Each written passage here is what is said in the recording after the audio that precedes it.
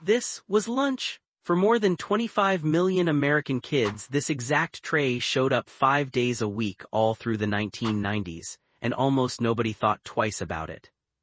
But look closer, because nearly everything on this tray would be illegal to serve in a school today. The meat, the milk, even the color of the dessert, one by one they were pulled, reformulated, or banned outright. So let's go down the tray and I'll show you exactly what happened to each one. If you were a kid in the 90s, this is about to bring back some memories. And stick around, because the item regulators fought the hardest to get rid of isn't the scary-looking one, it's the one you probably loved the most. We'll get to it. Let's start with the star of the tray. The rectangle pizza. Friday, pizza day, and not just any pizza, the rectangle, cut into perfect little slabs, served on a napkin that turned see-through with grease before you even sat down. Here's what most kids never knew. That crust and that cheese blend were loaded with something called partially hydrogenated oil artificial trans fat. It's what made the pizza cheap, shelf-stable, and gave it that exact chewy texture you remember. It also did something almost no other food can. It raised your bad cholesterol and lowered your good cholesterol at the same time. In 2015, the Food and Drug Administration ruled that artificial trans fat was no longer safe to add to food. By 2018, it was banned. The rectangle pizza you grew up on in its original recipe can't legally be served anymore.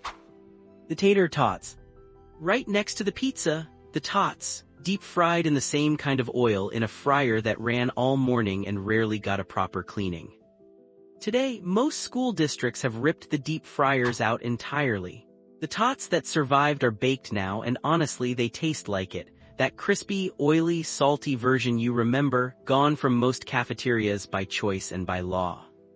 The mystery meat. Now the part everyone remembers and nobody could ever identify, the mystery meat, the gray patty, the rectangular Salisbury steak, the taco filling that held together just a little too well. A lot of it contained something the industry politely called lean, finely textured beef. You might know it by the name the news gave it in 2012, pink slime. It was made from beef trimmings, the scraps left after the good cuts were removed, spun in a centrifuge, then treated with a puff of ammonia gas to kill the bacteria.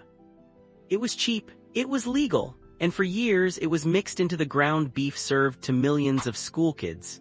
When parents found out, the backlash was so intense that the Department of Agriculture let schools opt out. Most of them did, and it quietly vanished from the lunch line.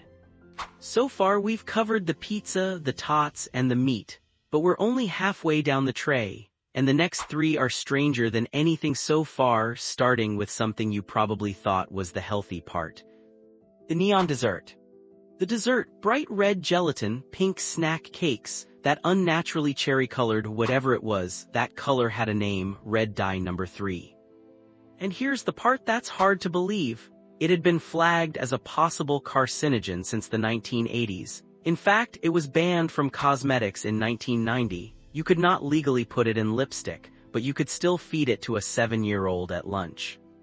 That contradiction lasted more than 30 years. It wasn't until January of 2025 that regulators finally banned red number 3 from food entirely.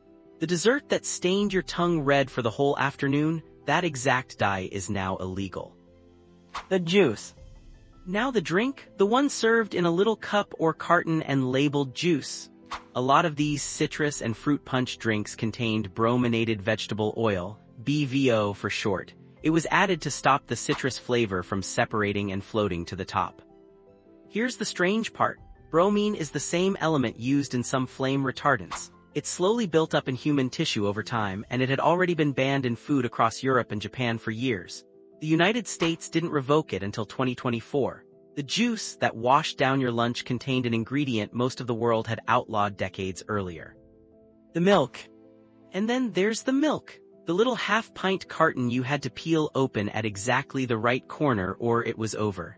In the 90s, that was usually whole milk or full-fat chocolate milk carrying more sugar than a can of soda. Under the school nutrition standards that took effect in 2012, that's no longer allowed.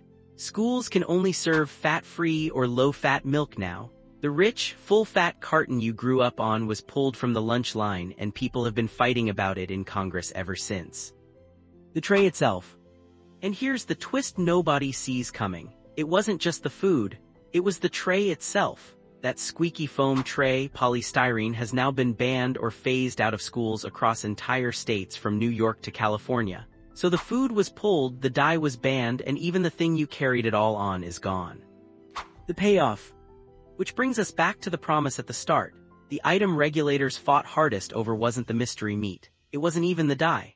It was the one you loved the most, the trans-fat-loaded, grease-soaked, perfectly rectangular pizza, because it was everywhere 5 days a week. Changing it meant changing what an entire generation believed lunch was supposed to taste like. Add it all up, and this isn't an exaggeration. Half of that tray, the meat, the oil, the dye, the drink, the milk, even the tray underneath it, is now banned, reformulated, or quietly gone. Here's the real question though, none of this was a secret. It was served out in the open to millions of kids for years until somebody finally asked what was actually in it. Which makes you wonder what's on the tray right now that we'll be talking about in 20 years. If you ate any of this and lived to tell about it, subscribe. Because next week we're opening the tray they served in prisons and somehow it's worse. I'll see you there.